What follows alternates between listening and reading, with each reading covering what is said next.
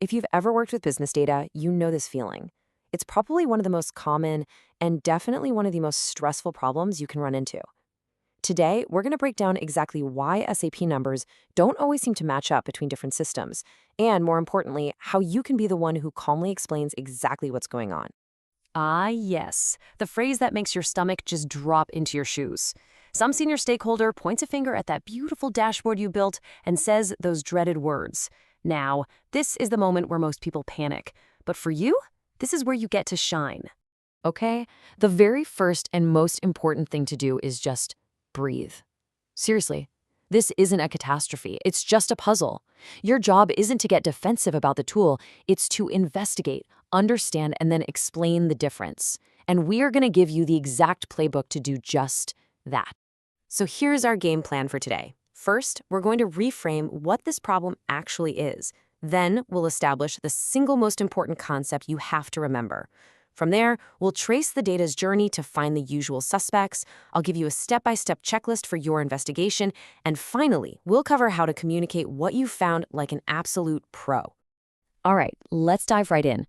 The first thing you have to get is that when someone says the dashboard is wrong, they usually don't mean the tool itself is broken. What they're really seeing is a difference in context. And look, this slide right here covers just about every scenario you're ever going to face. The issue is almost never a bug. It's that the dashboard and the system are answering two slightly different questions. Why? Well, because of a difference in the data source, the timing, the filters, or maybe even just how the numbers are added up. Now, to solve this puzzle, you need a North Star, a single point of reference that never changes. And this brings us to the core idea, the mental model that you really need to internalize. Burn this into your brain. Your dashboards, whether they're in Fiori or SAC, are not the source of truth. They are just windows looking at the truth. And that truth, it lives in one place, and one place only, your core SAP ECC system. Every single number starts its life right there. Okay, with that foundation firmly in place, we can start following the data from its source all the way to the screen. Because it's on this journey that the differences we're looking for almost always pop up. Here's the easiest way to think about it. ECC data is for doing business. It's a live, constantly changing list of every single transaction. But analytical data, that's for understanding the business.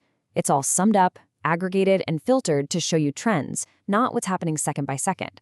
You just can't compare the two directly until you align their context. And this brings us to the biggest culprit of them all, the difference between live and extracted data. Is your dashboard a real-time window looking straight into ECC? Or is it a copy, a snapshot that was taken at a specific time, like, say, 11 p.m. last night? For performance reasons, almost all management dashboards use extracted data. And I'm not kidding. Something like a staggering 70% of all data mismatch issues come down to this one simple concept. Just understanding if you're looking at a live feed or a snapshot from the past. That is more than half the battle right there. So let's walk through a classic scenario. Imagine your dashboard data refreshed at 11 o'clock last night. But then, just before midnight, a huge new invoice gets posted in ECC.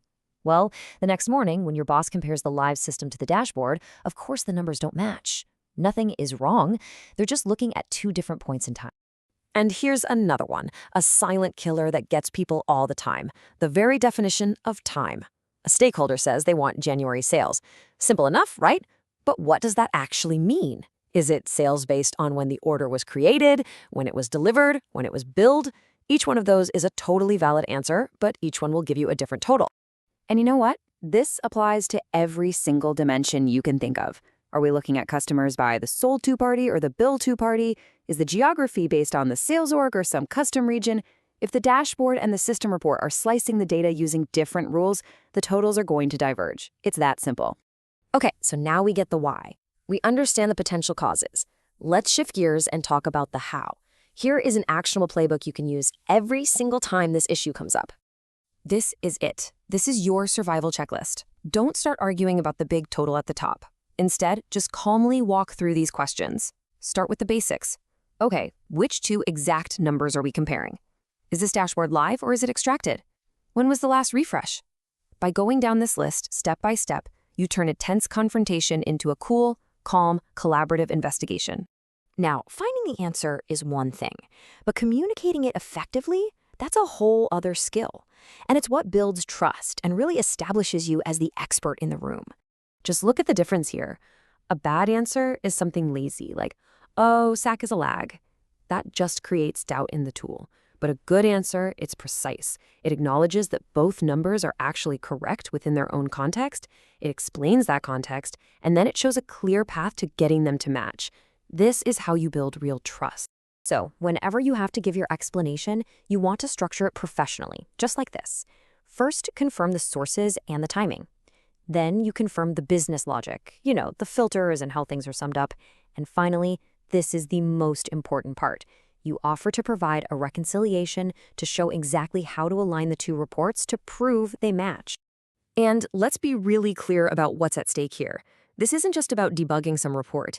The ability to handle these high-pressure moments with calm, logical analysis, that's what separates a junior team member from a dependable, client-facing senior professional. This is a genuine career-defining skill. So I'll leave you with this one question to think about. The next time you hear that dreaded phrase, the numbers don't match, what's going to be your first move? Are you going to panic? Or are you going to pull out your checklist and calmly start your investigation?